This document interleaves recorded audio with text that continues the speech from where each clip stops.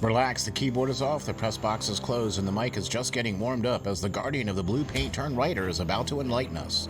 The show where the writer is fresh off the presses and the ink is not dry. For this week's show, Flyers Draft Edition with special guest Bill Meltzer. Welcome to the Hockey Writers Inc. Join Lance and Steel as we bring you all the latest on the Flyers.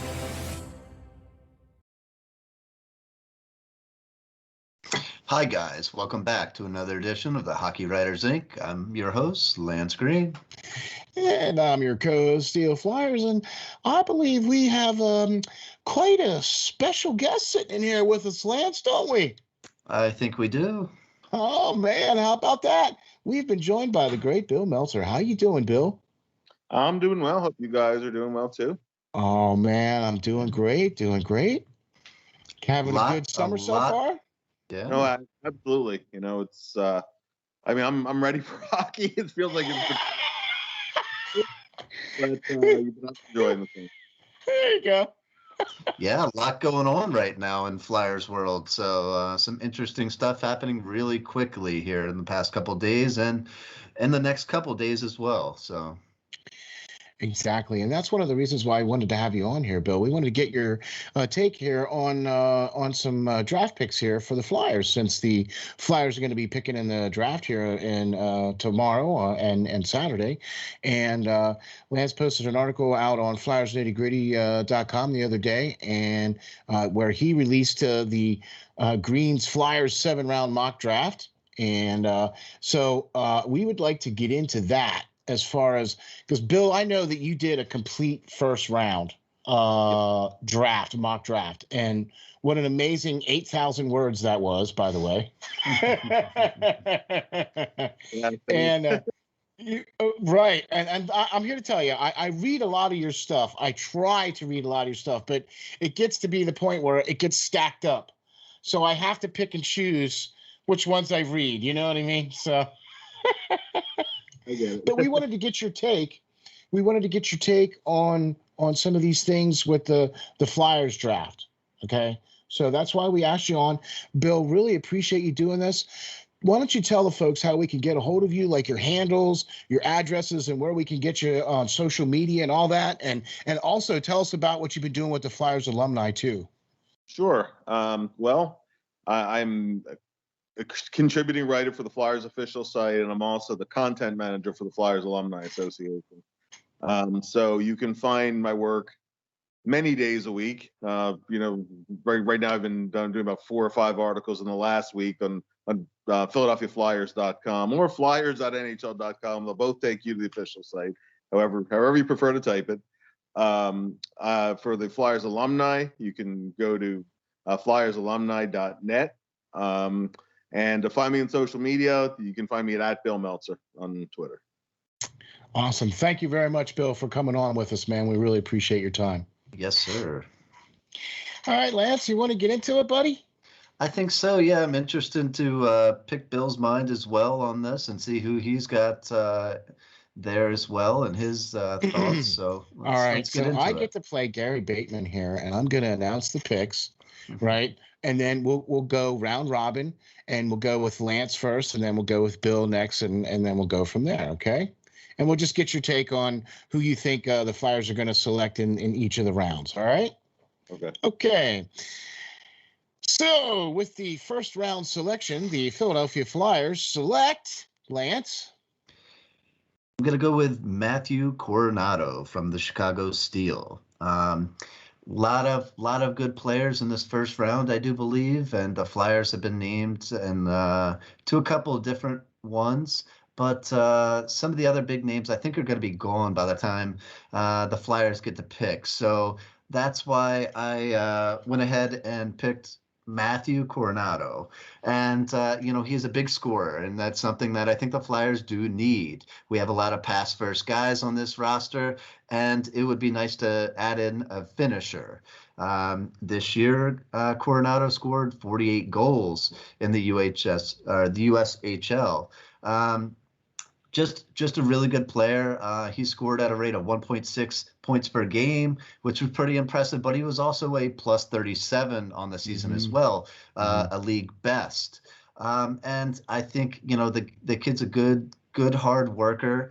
and I really think that they're not going to get any consolation prize here. You know, he's good as some of these other players that are ranked higher than him, and you know, he's going to be a good fit if a Flyers do select him.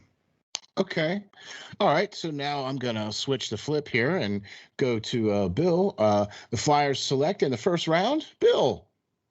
I have the Flyers picking Cole Sillinger, Yeah. the 13th.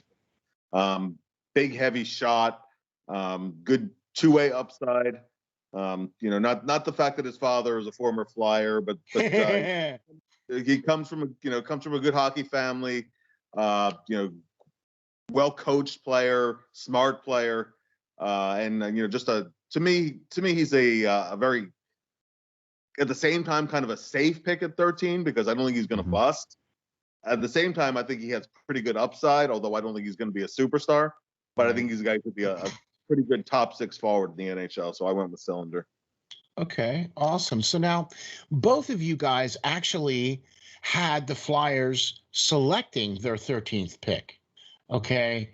And I know that some of the questions that's been fired at Chuck over the last couple of days is, you know, hey, you got your 13th pick here. You know, what's going to happen with that? And he said that if the right deal comes along.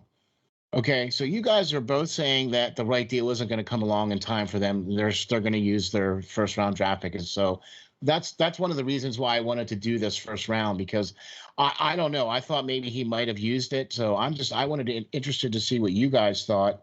I mean, it's still possible. Yeah, I like Sillinger as well. Although I had him picked to go maybe 10 or 11.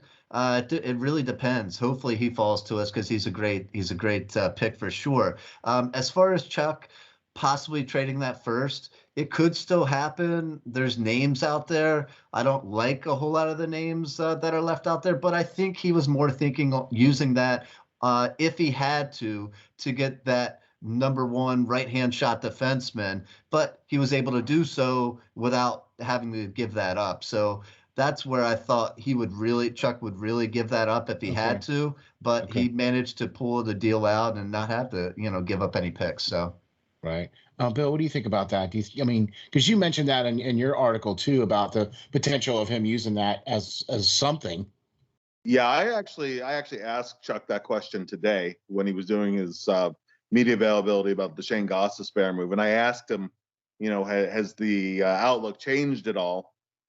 In light of it, as you know, as just referenced here, and they brought in Ellis, so you have your number 1 defenseman, you know, on the right side. They ended up moving Gostisbehere for some cap relief. They, you know, paid a hefty price for it, considering. But I mean, listen, you know, and I'm sure we'll maybe get into this later, but you know, that's a player you put on waivers and there were no takers. It's a player you put out in the expansion draft and Seattle didn't take him. At that point, you're dealing from a position of weakness. And so, you know, they had to do what they had to do. At least they still have all of their 2021 picks. So, you know, he said that he's still open to moving it depending on what other pieces are moving around. And I think that still is possible. You know, I think in talking to a couple people a couple weeks ago, they thought it was really 50-50. I would say more right now. I'd say it's more 70-30 that they end up taking using their 13th pick and trying to do something in other ways. Okay. So yeah, so I think ultimately, you know, I think the odds at least right now lean a little bit more towards the Flyers using it, but it certainly isn't impossible that it could be moved. Cool. Yeah, no, that's why I wanted to ask that question, because you did say that in the press conference today. You did mention that in your article, and you had a different player selected than Lance. So both of you guys felt that the Flyers were going to use this pick. I also feel that the Flyers are going to use this pick. I would have selected either of the 2 players that you guys would have selected. So, look, I'm just the arbitrator in all this, right? I'm just playing Gary Bateman in this, right? So let's move on to round 2 now, okay? And we'll go with Bill first on this one. So the Philadelphia Flyers select in round 2, Bill. Well, my number 1 player that I would love to see fall to the Flyers is actually the same as Lance's. I don't know that Tyler Boucher will actually get to the Flyers in round 2, but if if Boucher is there to be taken. And again, not because of the family tie. I know you're not going to believe it because it's a second straight player with Flyers family ties, but just because he's an aggressive power forward type, kind of a little bit in the Tom Wilson kind of a mold. Yeah. Yes. I don't know if he'll score the way that Wilson has ultimately done, but I mean, he's, good touch around the net, really physical forechecking type of player. My concern is that he goes in that end of the first round, early second round range before the Flyers will get a chance to get him. But if he's there, absolutely 100%, that would be a player I would love to grab. Okay, there you go. All right. So Lance, the Philadelphia Flyers select in round 2. Yeah, exactly. Same. I had this pick way back in February 24th. I fell in love with this kid, and it is all that Bill just said, man. He is that guy, that missing link that the Flyers lack on their roster right now. That big brash of physicality, that forecheck. Lawton does it. He tries to do it as best he can. But this guy, I mean, he single-handedly goes out there and gets maybe 3-4 checks on a single shift some nights, on a single shift, not a game like some of these, Flyers do currently. So he's just exciting guy to watch. He does have a pop, with a shot and stuff like that, for Team USA. But like Bill said, I don't know if he'll be able to, keep that same stronghold with that, but he'd be a great, third, hopefully second line player, maybe someday. Just a lot of bounce in there. There's a lot of wishful thinking in that statement there, but the kid's already 6'1" and 200 pounds, so he's got a solid NHL frame on him, and he just bangs, man. He just goes. I really like to watch this kid play. Ever since we even did a pretty extensive show because it was based off one of the articles you did back earlier about him, and you can't. It's like you're watching. It's almost hard to believe that it's his son. Like you just because you just don't see that type of snarl in Boucher's game. You know what I mean? And his son just has a bit of a snarl, I think, and he has that little bit of that physicality. And I just don't think you saw that with Boucher. Of course, now he was a goalie. You know what I mean? But still, I mean, he was all right. He was definitely no Ron Hextall, that's for sure. But I don't think he took any guff from anybody either. So No, I know. Yeah, but I mean, definitely, it'd be nice to. I think Tyler grew up in the Flyers locker room pretty much. yeah. And just be nice to have him in there wearing the same jersey his dad did, for sure. Boy, wasn't that? All right, we can dream. All right, wake up. Okay, now we're going to move into the round 3 here, and we're going to do a little bit of lightning here on these because we're getting into the later rounds, and some of these players may or may not be here, but I just wanted to get your take on some of these anyway. Round 3, we're going to go with Lance first, and Lance, you select in round 3 for the Flyers. So sure, the defense really needs some help, but I'm not so sure that the player that I would want to select again from the Chicago Steel would have been Jack Bohr, right-hand shot defenseman. I'm not so sure he'll still be there. I think his draft stock is really rising, but a nice player to take in that sense in the third round is Josh Doan. Josh Doan as well was a Chicago Steel player. They had quite the team. They're winning the championship, and I mean he had over 30 goals, almost 40 assists, for 70 points on the year in only 53 games played. If you watch his tapes on him, you can see a lot of his dad, who is NHL, almost Hall of Famer, I would say at this point. He's really waiting, but Shane Doan. Yeah. Just really a lot of similarities in their play, and it would be a great guy to bring into the hold here. Okay. Bill, who would you select in the third round here for the Flyers? Well, I think if anybody in your top 50 falls to you in that spot, it's a solid pick. It's hard to handicap beyond that round. I think that Lance's pick of Josh Doan makes a ton of sense because You have a guy who's a draft re-entry. So you had an extra year to scout him. You know his character. You know his game. He's one of those guys. Not everybody is draft ready in their draft year. Wayne Simmons is a good example. Ended up being a second round pick, a year after he went undrafted. Doan brings a lot of character, a lot of compete. Has good hands. His dad was no speedster either. He's not the fastest. Generally, when you're getting into all of these rounds, you're drafting for one or two attributes. There's usually some hole in the game that's why they're going there rather than the first or second round. But I like the idea of taking a little older player, who's still kind of a known quantity, and he really did take off in the USHL this year for Chicago, as Lance said. Yeah. Well, and I think there's the one reason that he really took off there was, Chicago was stacked. Let's face it. They had Owen Power there previously. They had Brendan Breeson, Sam Colangelo, Sean Farrell, and Matthew Coronado. That all these guys were ahead of him. In the sense of they're going to get the puck on their stick blade in the times that matter before him. So he had to kind of take a back seat. And with some of those players now getting drafted and moving on, he was allowed this season to really, come up and be more of that, producer for them this season. Okay, there you go. I like this pick as well, too. I'm just trying to see the Flyers improve their team by selecting the best player available.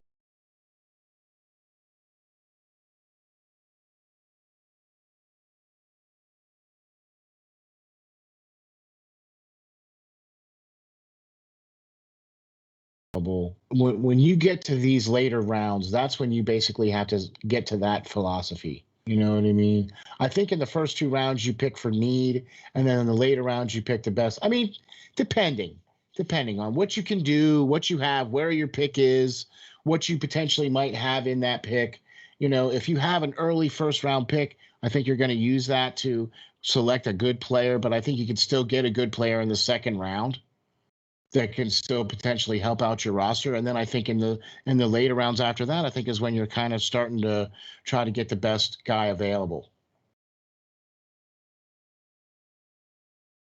Oh, there we go. You went away and came right back. So we're gonna do Bill for you on the fourth round. And what do you think on the fourth round? Who would you like there? Well, I know Lance's pick here was Gallagher, I think. Yeah, Ty. Yeah.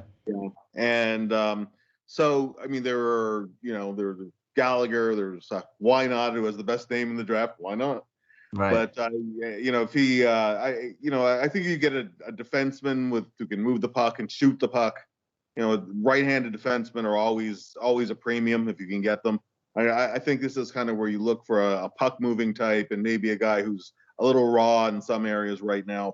The Flyers really like to draft from the U.S. National Development Team program, so that's that would be a positive if if a guy like Gallagher is there.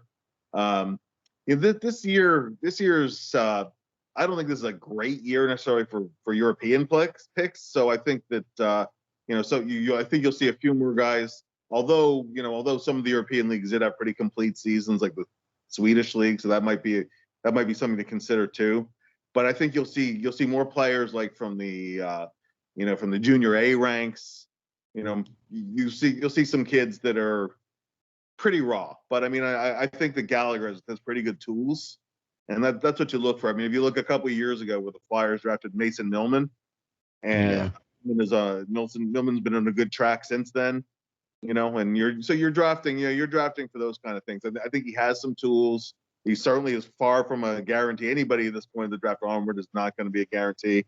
But I like the player. And actually, one of the funny things too about trying to handicap a draft like this is once you're getting really mid to late third round, there really isn't a big difference between a fourth round pick and a seventh round pick.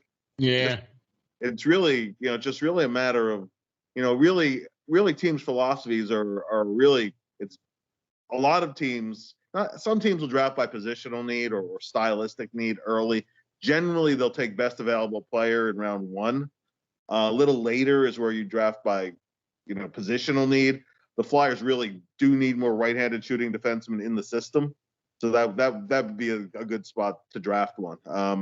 There now another consideration is most years you will draft a goaltender. This year we didn't touch on the goalies in the first round. That's a real X factor this year. Will 1 be off the board, or 2, or even possibly 2 off the board by the time the Flyers pick? If there's just a run of position players, then all of a sudden your best available player might be a goal. Yeah. So it's but I think that somewhere, if not in round 4, then somewhere by the end of the draft, the Flyers, may take a goalie at some point too. So that's it's pretty wide open, but I like the right shot defenseman there. Yeah. Okay. Lance, what do you think here? Round 4 there, your selection is Ty Gallagher.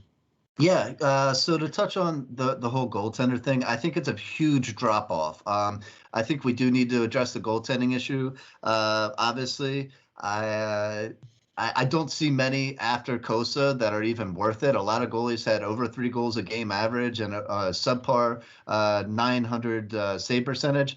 So I'll talk about a free agent one at the tail end of this in a second that I think would be the best bet as opposed to drafting one. But Ty Gallagher, I like him. He's a right-hand shot defenseman.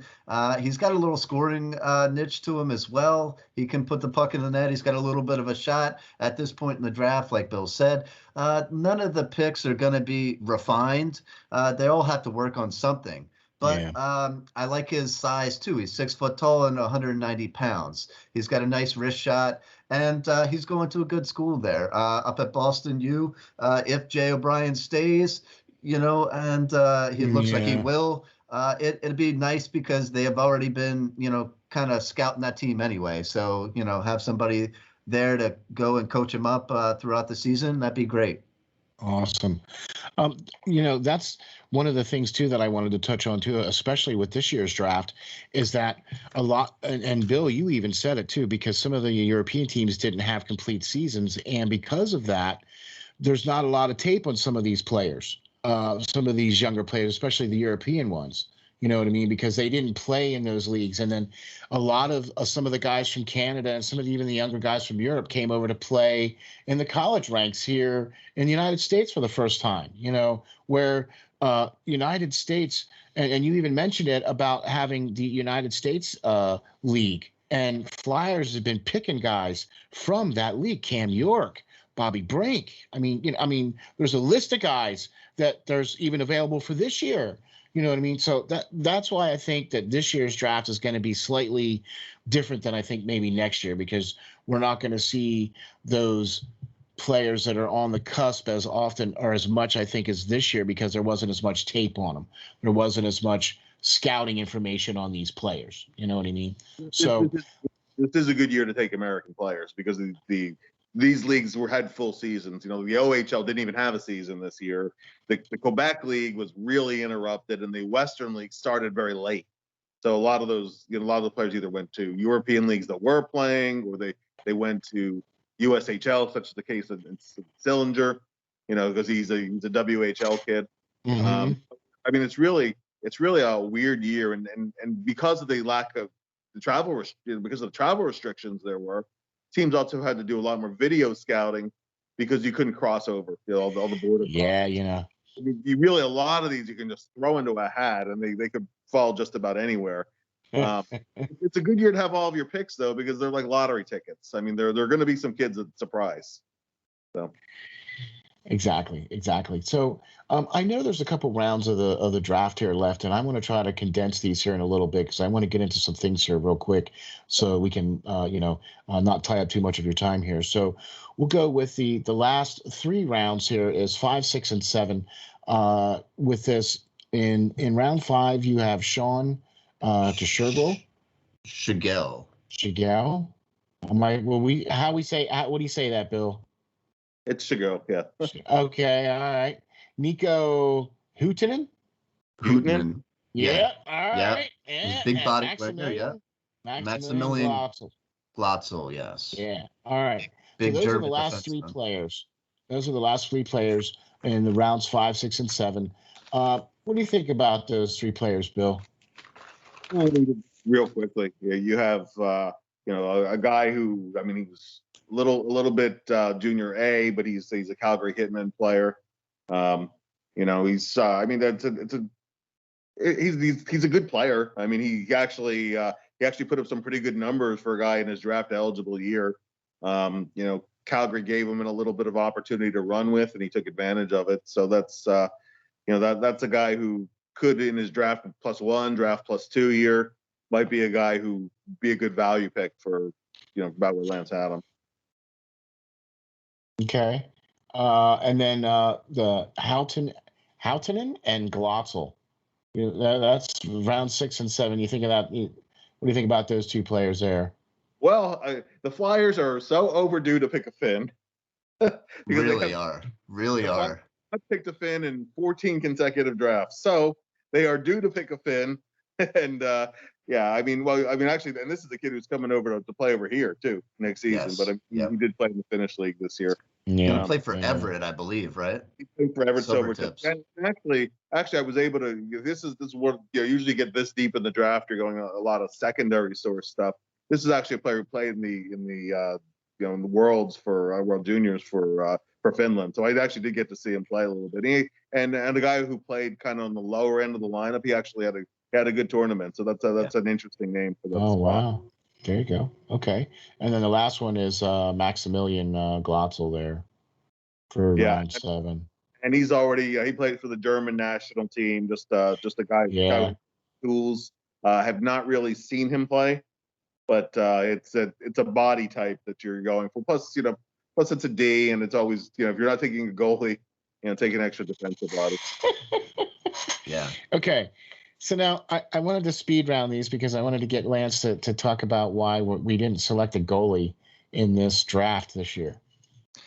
Yeah, so I mean, great young guys that I picked for the last couple, rounds, but really didn't pick a goalie. And my theory behind that, I played goal for a long time. I really studied a lot of the goalies in the draft this year really hard, and I just didn't really like what I seen. I love Kosa, but he could be the Flyers selection, but that may stir up a bit of controversy. Who knows with the first round pick? But I really like a guy in Dryden McKay from the Minnesota State University team there.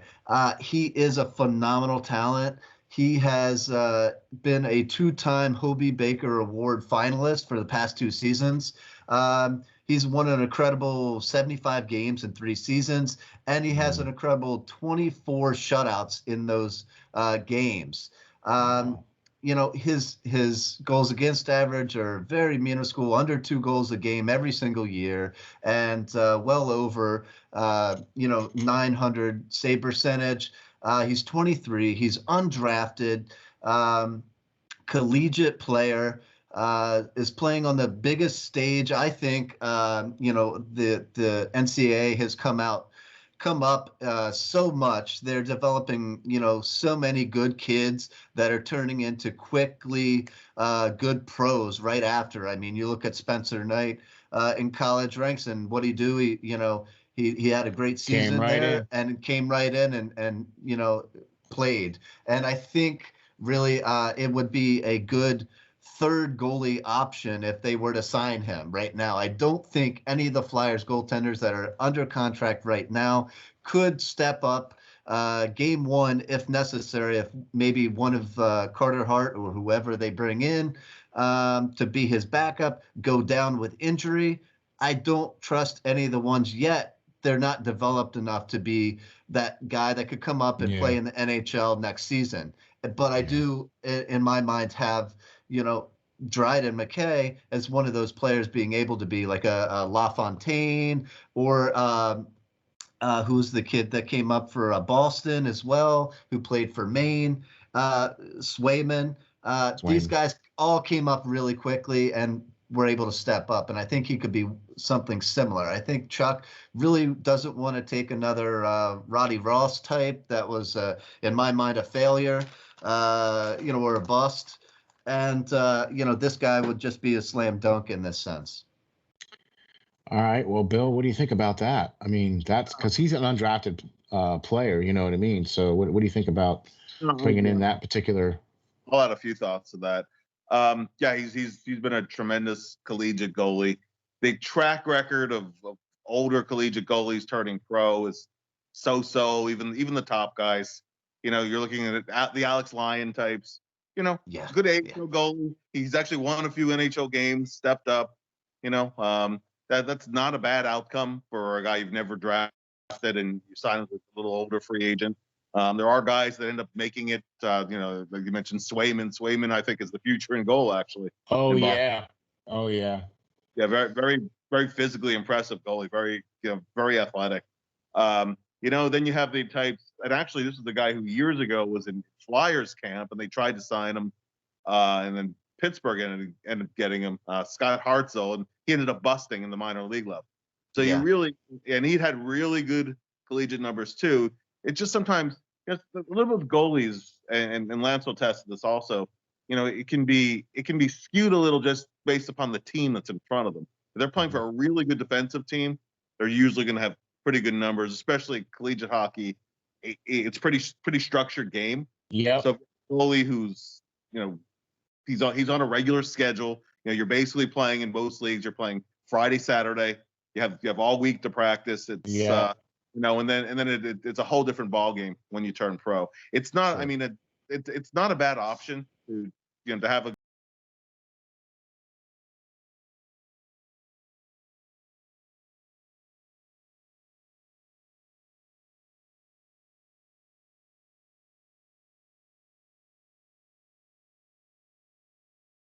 guy, just because although I like Urson quite a bit, he's still very young, first year in North America, and Felix Sandstrom has had consistency and injury issues. He finally seemed to put it together later in the season for the Phantoms, and I'm hopeful he can build off of that. You have Lyon unsigned. It is true that right now there is no really third. I agree. Yeah. I agree. Ustimenko's, been injured, and he just came up to the AHL. He had a good track record at the ECHL, but he just came up and played a couple of games. There's not a whole lot of depth there if they don't sign back Lyon, and I for one really hope they don't. I think he's had his time here. Yeah. And it's time to get somebody else a chance. So I don't know. Yeah, they need to address two goaltenders in my mind, a backup and then a backup to the backup. Because injuries occur is everything. So I'm with you. So I wanted to get your takes on these last two things here, Bill, and then we'll try to let you go here. A lot of things happened over the last few days here, especially with the expansion draft and the Seattle Kraken taking Carson Tarwinski. Also, one of the big major moves was Ryan Ellis being brought in. Okay. And I would like to just kind of get your take on two quick things. I want to get your take on what you think about Ghost being gone, and then what you think about Ellis being here. So let's start off with the most recent wound and go with the Ghost being gone. Well, I mean, the Flyers needed cap space. It came down to that. And with Ghost, if Ghost is going to play on your third pair, and if he's your first power play unit, maybe you can have that $4.5 million cap hit. Ghost has had a lot of injury issues. He's had a lot of. I like Shane as a player. I really like Shane as a person. He's a great guy. And is actually, and I tweeted it out today. I mean, I covered Shane at his first day of development camp with the Flyers in 2012. He was picked out of the third round out of Union College, and you're watching him like, boy, this guy can really play. This guy's gonna be a pro. There aren't many players who aren't first round picks who you see in a development camp setting. You go, this guy is a skill level over and beyond. You knew he was probably gonna be an NHL player.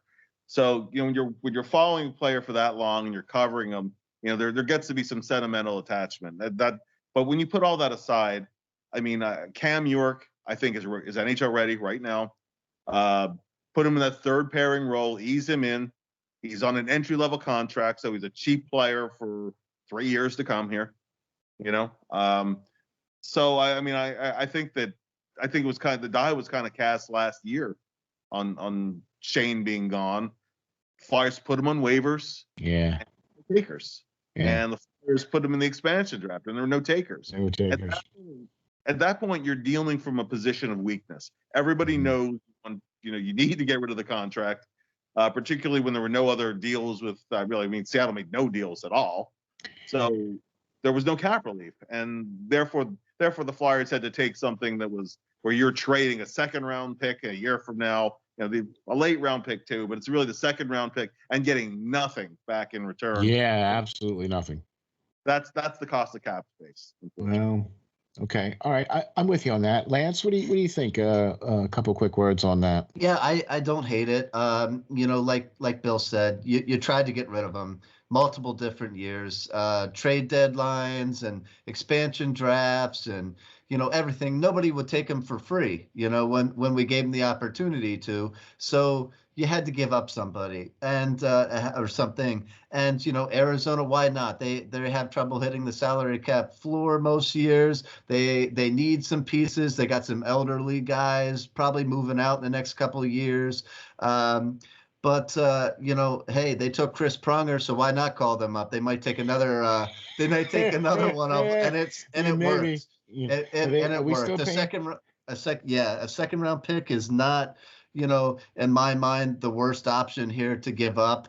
To get that cap space, we need to get certain players signed, and I don't think Chuck's done. I think he has a couple other moves he wants to make, and hopefully this helps him be able to, wiggle a little bit more into a deal that he wants to get done. So, Ghost, addition through subtraction in my mind. You get rid of Ghost, who really didn't fit into the system fully. He was a minus player, after the injuries and stuff like that, and he wasn't really helping. And it's definitely not if he can't stay in the lineup like the previous season. So I think he had a little bit of bounce back year, and that's why somebody was willing to take him. Okay.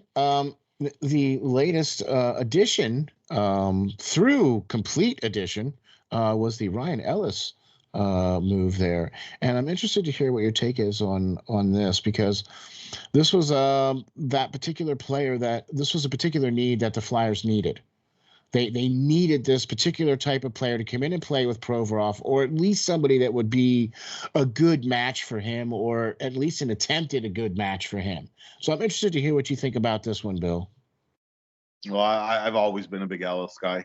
The only two downsides are that he's small. He competes like hell. So I'm not worried about him being intimidated by anybody. That's right. Banged up is because he competes the way he does. But he's small, so you still have a need for, especially you trade Myers, who's a big guy, can also skate. And so, I think the Flyers are going to look at another physical defenseman here, whether it's a free agent type like a David Savard or maybe via trade. But I think that's something they're still in the market for. But in terms of what you brought in a guy who will play every game situation. He'll get, he'll play at the top of the defensive rotation. He'll get you 23, 25 minutes a night. He'll play on the play. He'll be in the top of the PK rotation, probably with Provorov. I could very easily see very good chemistry between the two of them. Ellis is an excellent passer. And so Provorov's never going to have to wonder where his partner's going to be at any given time. And Ellis will put the puck right under the tape every time. He's not going to throw too many suicide passes his way. Oh, good. And that was a problem last year. There were times last year Pete Provorov could footsteps coming because the pass was in his skate and he was in trouble before the pass even got to him. Yeah. I think that can only help. He'll only help the team. He moves the puck out of the ice, up the ice really well. Chuck Fletcher alluded to it, and I agree too. There's the defending piece of lowering your goals against average, but there's also the defending less piece of it. Ellis is now. Listen, he's played with a great partner himself. He played with Yossi in Nashville, but they were a really good pairing. There's plenty of game left in the guy. He only just turned 30, and when he came back, and as it turned out, it was a broken knuckle, not a shoulder, so people could exhale. You know, when he came back for the stretch drive in the playoffs, I mean, he finished the year with 9 points in 14 games down the stretch, and then 5 points in 6 games in the playoff series. I was on, I think, a combined +7 between the two. So he was back on his game. He looked like Ryan Ellis again. He struggled a little bit early the season before he got hurt and exited the lineup, but the latter part of the season he was himself again. So I mean, I think that as long as he stays healthy, you know, if you're missing him 5, even 10 games a year, that's fine. If you're missing him 20 or 20 plus games a year, that's when you're in trouble. But, Yeah. but I think I think it was a risk worth taking. It takes something to get something, you know. Phil Myers has great physical ability. Yeah. Has a learning curve he's navigating. I think he's still kind of mistake prone, and they're still kind of the same mistakes he's always made. So, you know, you're hoping he would take that next level this season. He really didn't. Right. And we could talk a lot about Nolan Patrick. I'll just keep it short and say he needs a change. That's putting it nicely. Yes. Yeah, that's putting it nicely. But you know what, though, Bill? Here's the thing: you're preaching to the choir here on that one, because we're all in the same camp with that. We all felt that that's what needed to happen with Nolan Patrick. I mean, that's a lot of pressure for a first round draft pick to come in like that, and then to deal with all of the physical issues that he had to deal with. I mean, I would not wish that on anybody. You know, and so I think it's great that he's going to get an opportunity in Vegas, and so I'm really glad that hopefully he gets to shine and gets to play. You know, like the usual Flyers curse. You know, we trade him away and they get their name on the cup the next year. You know, so all right, there's another one. Well, Bill, thank you very much for being here, man. We really appreciate this, and we hope we didn't take up too much of your time, did we? Oh no, not at all. I had fun. Okay, awesome. That's great, man. Why don't you tell the folks how we can get a hold of you and where we can get all your great stuff and how we can follow you? Sure. At Bill Meltzer on Twitter, flyers.nhl.com. The current piece is my full first round mock draft for tomorrow. And some reaction pieces for things that have happened this week, a little bit of analysis of, you know, what's been going on with the team. You can find me also at flyersalumni.net. And actually, I think I'm a little too late on this as I'm saying it. We just wrapped up a jersey auction from the recent charity game that the alumni did against the Flyers Warriors. Oh, nice. Yeah, so it just wrapped up probably about 10 minutes ago. So oh, nice. Seemed to do really well, though. I actually think it was Joe Watson's jersey.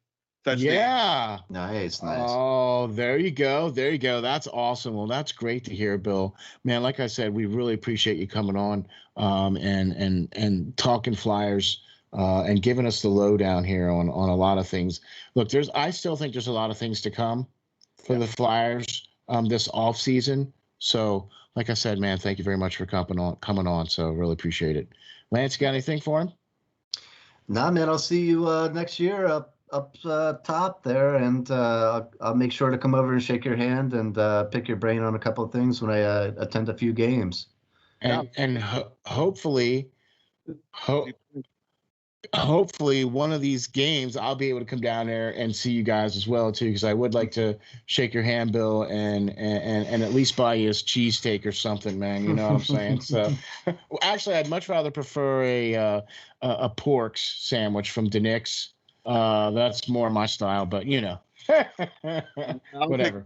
It all works. It's all good. Yeah, that's right. So thank you very much, Bill. Really appreciate you hopping on, man. Thank you very much, sir. Anytime. Greetings. This is SteelFlyers from the SteelFlyers All Sports Network, and we have two very special guests. We are delighted to be joined by Tracy Musser and Nicole Howard from the Canine Country Club Resorts. Tracy and Nicole are both managers for CCC Resorts and work at the Windsor or at the club, one of two locations both in Manheim, Pennsylvania. Congratulations on your 30th year anniversary of being in business.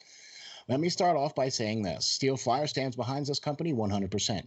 Taken care of Steel Flyer's furry friend for the last 2 years now, and they are a one-stop shop for everything your furry friend needs. In fact, let's find out what our friends at CCC Resorts offer. Nicole, how are you today?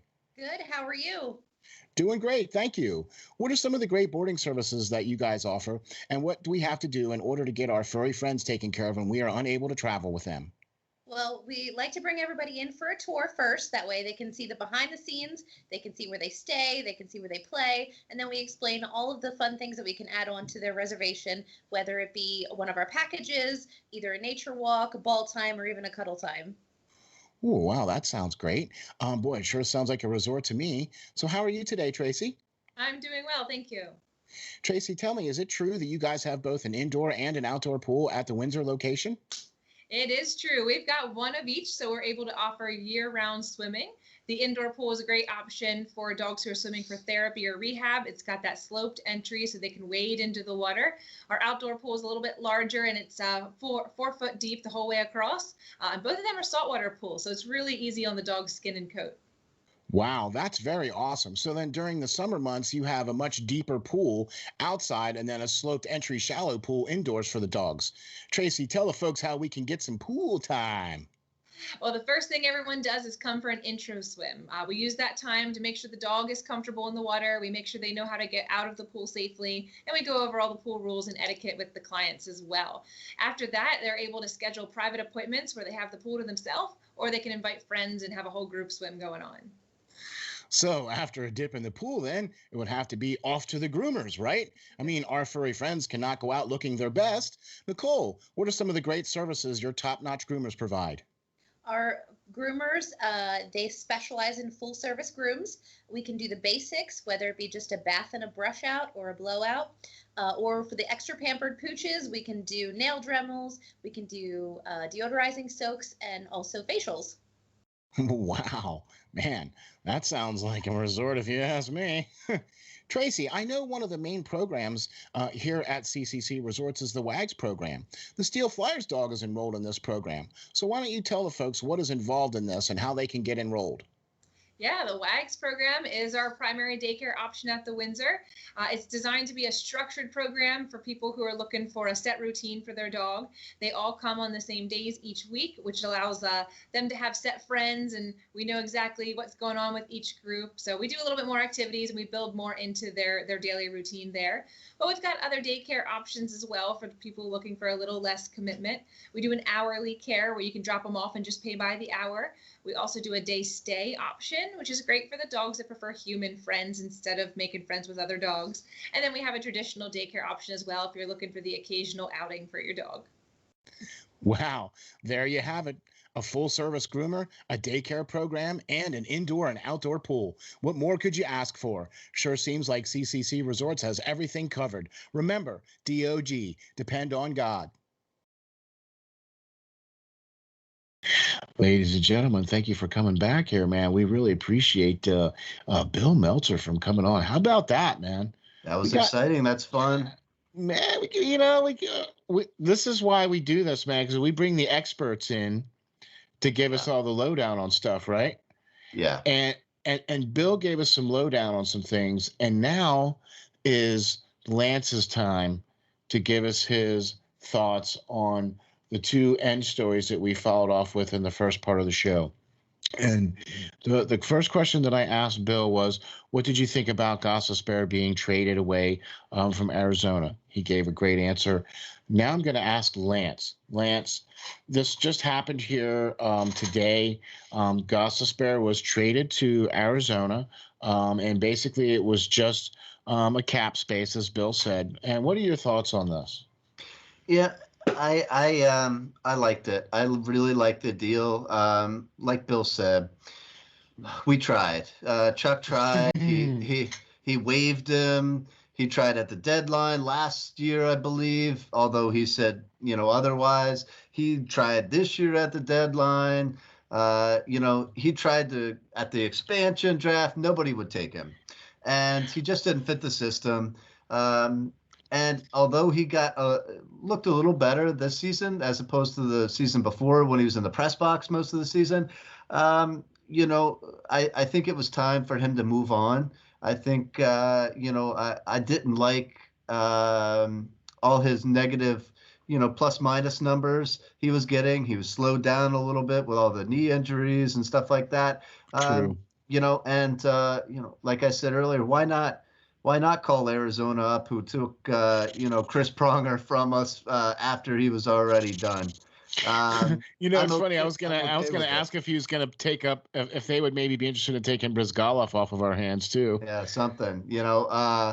But a second-round pick and a seventh-round pick, and especially since it's not in this year's draft, you can make that up at the deadline. If for some reason we're not back in the playoffs next season, you can trade people away and get a second-round pick or get a seventh-round pick right back at the trade deadline. That's not a huge loss. It's a bigger gain in my mind. You're gaining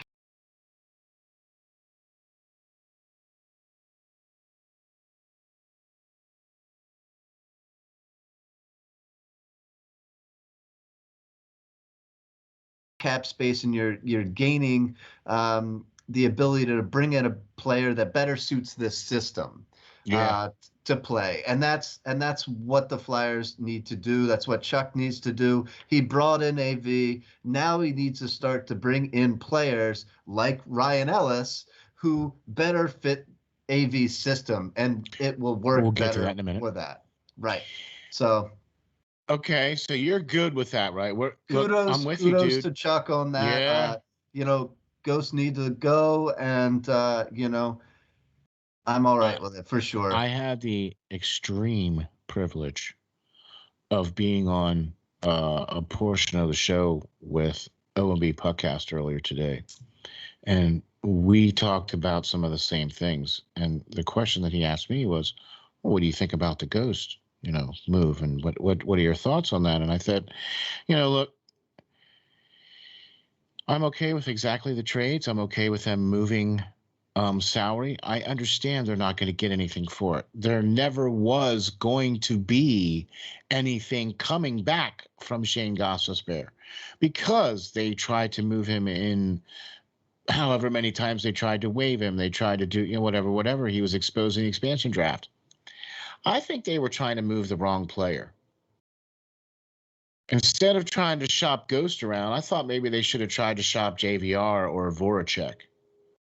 Instead of waiting until the end to shop those guys, because quite honestly, I think Ghost is a pretty good player. And I liked him here in Philadelphia, and I felt that he caught on last year.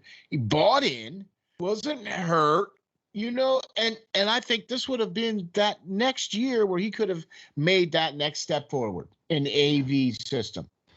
If he was a right-hand shot, he probably would have stayed around, okay? Because he did buy into the system. But all right, I'm with you. Like Bill said, you have a guy in Cameron York who's can play that spot that he did at a under $1 million salary, and you have Igor Zumala who's knocking at the door too, who is a left-hand shot. So both those guys are going to be ready sooner rather than later, and you can easily replace Ghost with Cameron York and get the same kind of output out of them for a heck of a lot less. And because you got to resign, Carter Hart, you got to resign, Sanheim, you got to get a backup goaltender, you got to possibly trade or bring in another offensive player that can put a puck in the net.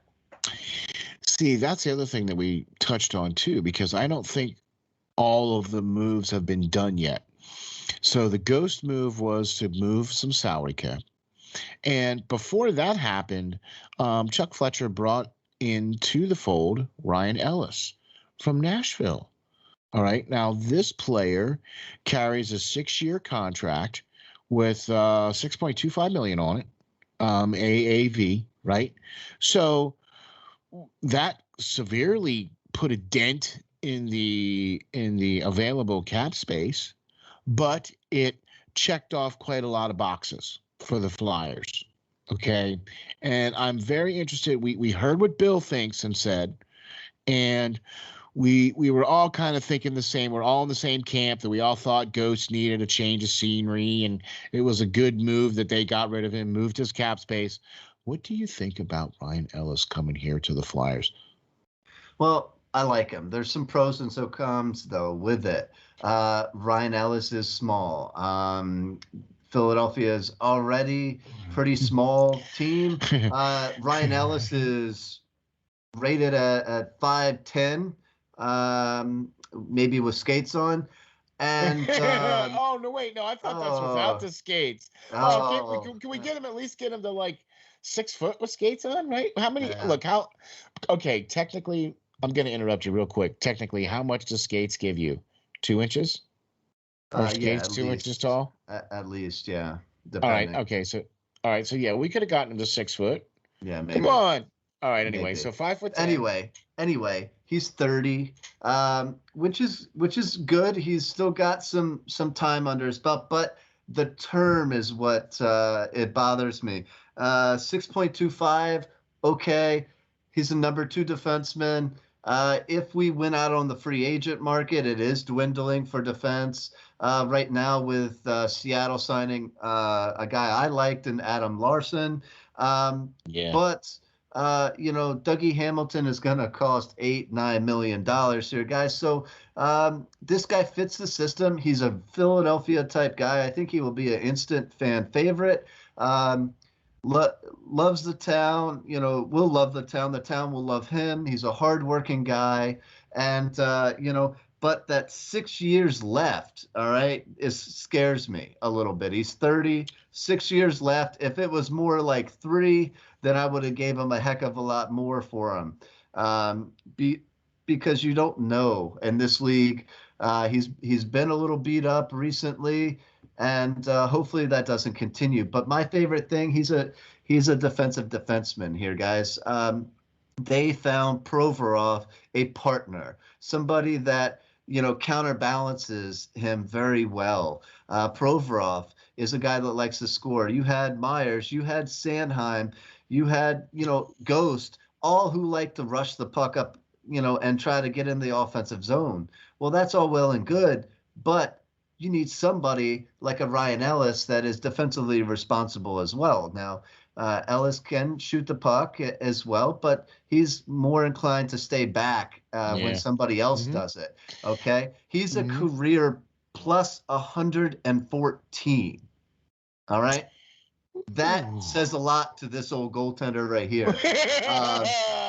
That is a guy that I would want in front of me. Okay, smile on your face when you say that. Yes, making me look good. And that is what Chuck went out and did. He went out and got a guy who is gonna protect the net, gonna protect his young goalie in Carter Hart, and allow him to regain that confidence that he once had. Okay, that was a pick. And plus the fact that he got rid of Nolan Patrick, a horrible defensive player, and was the second worst plus-minus rating in the whole league last year defensively.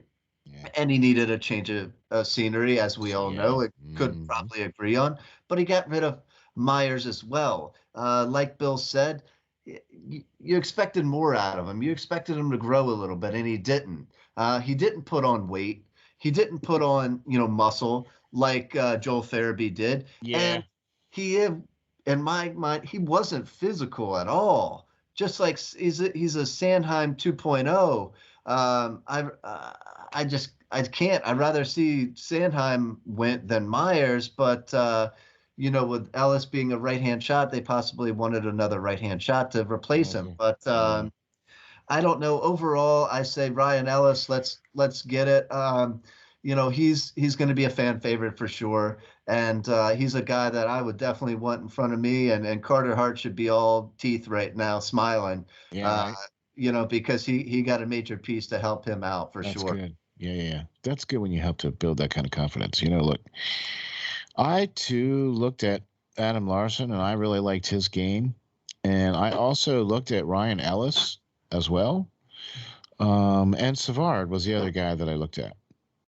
Right, for those chip players that could come in and be that partner for Provorov, like come in and play over 20 minutes a game and be those solid stay-at-home defensemen that are calm. You know what I think is going to be really cool about this move is that's going to be a really good player for Cam York to learn under. Sure. Because Doesn't it seem like that's kind of Cam York's game too, where he has the skill and ability to jump up in the play, but he's more of that calming defenseman, get you that initial first pass up the ice, be that guy that's going to hang back at the blue line and catch that stray puck that's going to come leaking out. I mean, it just kind of comes across to me like that. Maybe I'm crazy. No, York is and has the ability to jump up and skate all the way in, behind the goal even, in the oppositions, and if he so chooses, and if he sees that somebody is willing to fall back to let him do so. He's a lot smarter player in that mindset and just doesn't go when he feels like it. So that is why he was drafted so high. And probably why I think you or Bill at least has a lot of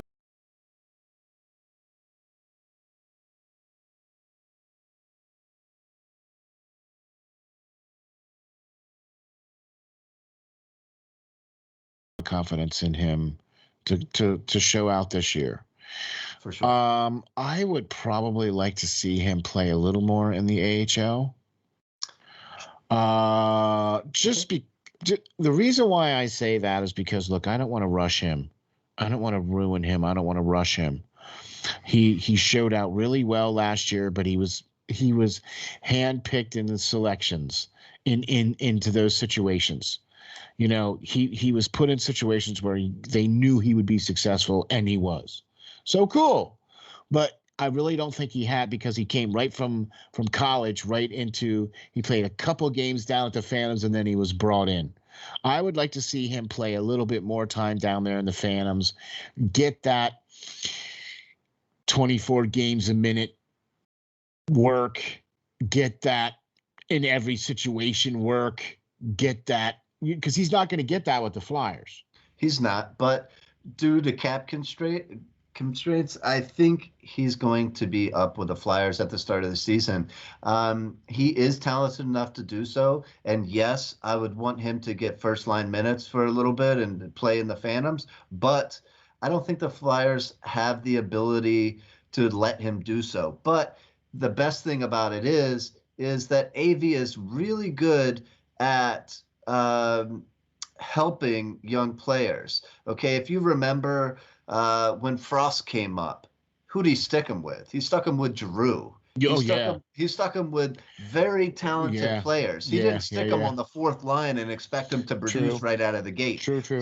I think Chuck has already alluded to him wanting to see Cam York up with the Flyers. And I believe AV will kind of coddle him a little bit, if I can use that term. And, he won't just throw him to the Wolves right away. If he's ready, he will put him in there. And Chuck as well is a guy that believes if a guy is ready, then let him be ready and let him play. But, I think they're not gonna really rush him, but at the same time, they're not gonna really make him stay down there when he necessarily doesn't need to. No, I agree. I'm not trying to force him to stay down there. I just want him to get that time where he gets to play those top line minutes and get used to playing those top line minutes, because that's really where I see him, is playing top line minutes in the grand scheme of things. You know what I mean? First or second pairing is where I see him. Okay. In the Flyers lineup. Okay. And playing that's if you're playing top line minutes, that's at least 22 minutes a game. You're playing second line minutes, that's at least 18, 19, 20 minutes. You know what I mean? So I see him in that role. You know what I mean? So all right. I guess we're gonna find out, because he's gonna get a shot. He's gonna come to camp and he's gonna get a shot to make it out of camp. Well, hopefully they bring in a second pairing right-hand shot defenseman. I'm actually working on an article about that for a replacement for Myers. It's called Sam Moran. That would be great. That would be great. But we do have your favorite player, Justin Braun, around, and I really hope that isn't Chuck's answer. I really hope they bring in somebody else. and I don't want to just throw out names now because I'm still trying to all right. put out the article. But Oop, I have a few that could fit into that slot and maybe allow Cameron York to play with a Justin Braun on a third pairing, which I think Justin Braun would be better suited at coaching him on a third pairing. And I know Okay. how we both like Justin right. Braun, but I hope he stays off of the top 4 for sure. Okay. I'm going to go you one further than that. In my opinion, if Justin Braun is still on this team at the beginning of the season, then it's a failure as far as I'm concerned. I'm sorry, I had to say that. If I held that in, my teeth would have exploded. Yeah, okay? I could see that. But right. I think we're going to have to deal with him one more year. I think we're going to have to deal with him one more year. Yeah. All right. I'm sorry. Look, I have nothing personal against this player. It's not that at all. Okay? It really isn't. But for somebody that's making that kind of money, that's playing that poorly, I have problems with. So. Well, when he was forced into a first line role, trying to pair him with Provorov, I think they were setting Braun up to fail last season when they didn't get Niskanen replacement. So I don't. He's not my favorite player for sure, but I'm okay. It's horrible coming out of my mouth, but I'm better if he plays a third line role like he is capable of at this point. So, no, stop. yeah, I mean, I'd rather see a couple of different guys who might be in my upcoming article over him, but in order to look at what we had to give up to get rid of Ghost for nothing. What are you gonna get for Justin Braun? Or what are you gonna have to give up? That. Yeah, what are you actually gonna have to waive that? You have to buy him out or something, but because that won't get waived because they tried. Yeah. Right? Didn't they try to waive him at one point? Justin Braun? I can't remember. I don't know. Whatever. All right. Well, look, I just really would not like to see him on the team next year. I also agree too that I think Cam York could potentially be that player. I just want to see him get a little seasoned, just because I don't want to ruin him. That's my only fear with Cam York. I know that because I watched him play in college, and the kid is, gosh, the kid's got all the tools. Watched him in juniors, the whole 9 yards. So, okay. All right. He darn well better be, since we passed up on Cole Caulfield. Well, okay. Well, now he didn't exactly. He did okay. He did okay. He had an opportunity to play with a playoff team, and he did okay. Yeah, he did okay for coming from college and being the best college player in his sophomore year. I'm with you. And quickly came out and played a couple games learning the Canadian system and helped them in the playoffs reach it. In his first year pro. So. All right. So I got a couple of quick questions here for you that I want to address. All right. For this last little bit of the show here. What do you think about the Seattle Kraken taking Carson Tarwinski? Now, look, you and I both knew. We said this last week on the show that there was no way on God's green earth that Seattle was going to go, hey, we'll take Voracek. Yeah.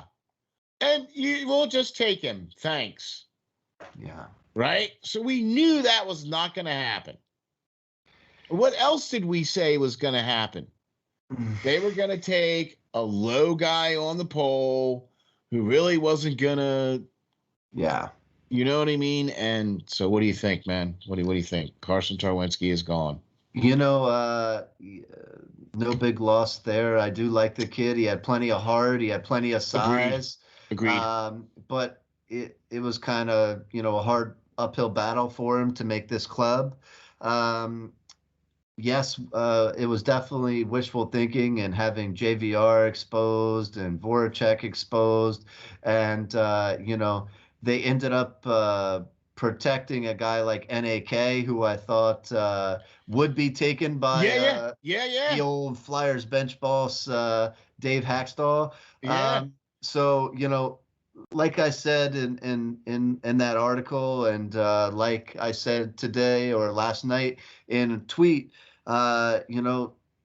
Dave Hackstall thinks he's probably got an NHL Stanley Cup champion team right now, and I don't think that Seattle is going to be anywhere near what Vegas was. They have some good defensemen, but other than that, they got what they got. They got a bunch of third and fourth line players that are still very young, and Carson fits that mold as well.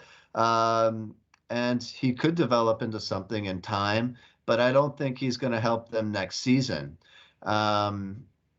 It's going to be tough, and I think Dave Hackstall loved him for the short time he knew about him and he was here. But that's just a Dave guy right there. He probably went clamoring to Ron Francis over him. Oh yeah, and gotta have this one for the begged Flyers. for him. So Yeah. all right. Okay. All right. So I wanted to just see what your take was on that. You know what I mean? And the last thing I'm going to talk about too is not necessarily, the glitz and the glamour. But these are the things that happen within the team because of Ian LaPerriere now being moved to the head coach of the Phantoms. That left a bit of a hole there in the assistant coaching ranks for the Flyers.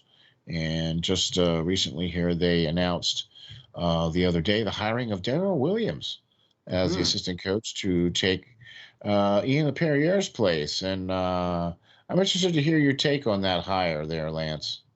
Sure. First, I think, like I said before, I think Ian LaPerriere going down to the Phantoms was a glorified demotion. He really didn't, prove himself in the NHL ranks, and the stuff that he was in charge of didn't really go too well. And then he was given a lesser job. So, it is what it is. But I think with this signing of the new coach, I think it's simply to bring in an AV guy. He worked as an assistant under AV for 8 or 9 seasons with both Vancouver and with the Rangers, and it's a guy that can come in and better help AV to get this system really laid out there and enforce these rules and how he wants to really have it play out on the ice. And hopefully Chuck can do that, and like I said earlier, get some more AV guys on this team. His team is not really full player wise of AV guys, and it's going to take some time, and I think he's already done great with the subtractions that he made with Ghost and Myers, and definitely Nolan Patrick leaving out for him to set himself up for bringing in some different guys that can better fit his system. So let's hope Chuck can keep it going here and make some more bold moves to better this team. I think he has, in a sense, already. Just got to see who he's going to fill out the rest of the roster with. I think a big hole that's not being talked about or not being rumored round is goaltending. Who's going to be the backup goaltender to this team? I was cursing and throwing stuff at the TV when I heard Dreger was picked and re-signed with Seattle. I really thought that was going to be a great fit for a backup or a 1A option, if you will, to help Hart for the Flyers. And we lost out on that. So I really think the goaltending free agent list is not great. I don't know what was up with Carolina today, trading Alex, say his name, Yeah, that. Djokovic. That guy.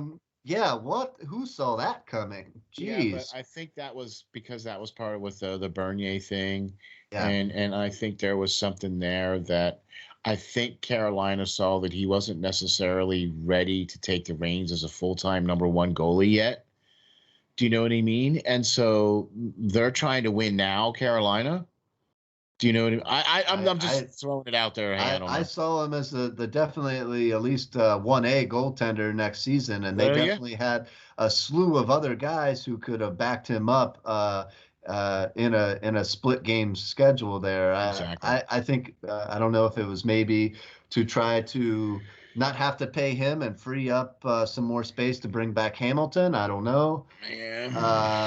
But he doesn't even seem like he's that willing to come back to Carolina. I think he's enticed with another team. So We'll see. a lot going on in a short amount of time, guys, and it's definitely interesting. I can't wait for this weekend and the draft and everything and free agency coming up. It's like Christmas for me right now. So Awesome sauce, man. Yeah, it. dude.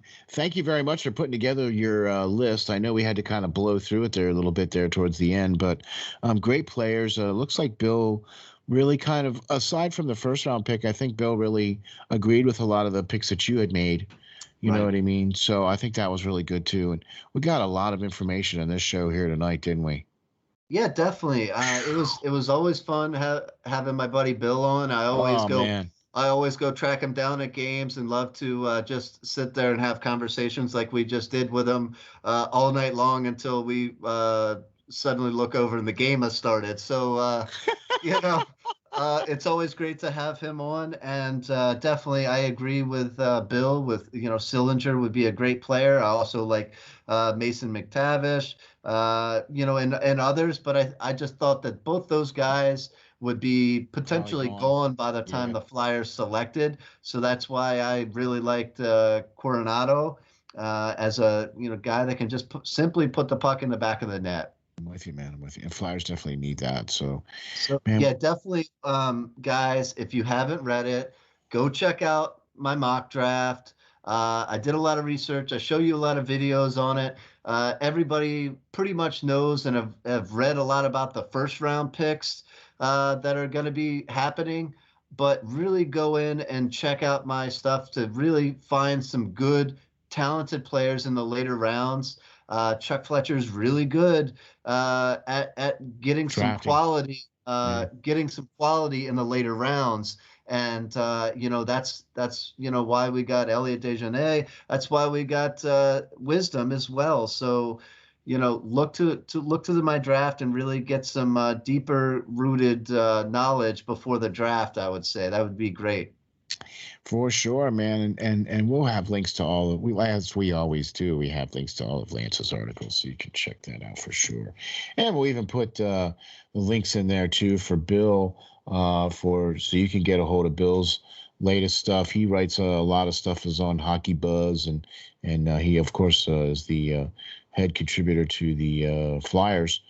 So he's always got stuff out there too. So, very much, thank you very much for Bill coming on. Really appreciate that. That requires the Hockey Writers Inc. salute for that. Mucho appreciado for that. And also, hey buddy, 35 weeks in a row. Bleacher Reports, man. Every time we put the show out, doesn't matter if it's Sunday afternoon or, it doesn't matter. It just automatically goes out there. So thank you very much for that. That's the huge another Hockey Writers Inc. salute for that one. So appreciate that, all the support for that too. We'd also like to thank our sponsors, Canine Country Club Resorts. They take care of all your pets' needs, from daycare to spa treatments and even pool time. Check them out on the web at www.cccresorts.com or check them out on Facebook. Lance, another good one in the books, man. What do you think? Yeah, man, I had fun. Yeah, it's always good when we have experts on, right? Right. And then I get to be on too. Yeah, yeah. Can't get any better than that. The guy, who the Flyers himself pick to write for them and cover them. So, exactly. a big mentor of mine for sure. So Awesome. Thank you very much for Bill coming on. Really appreciate that. And thank you very much, Lance, for another great show. We'll check you guys out on the next show of the Hockey Writers Inc. We'll catch you next time. Thank you very much. thanks, guys.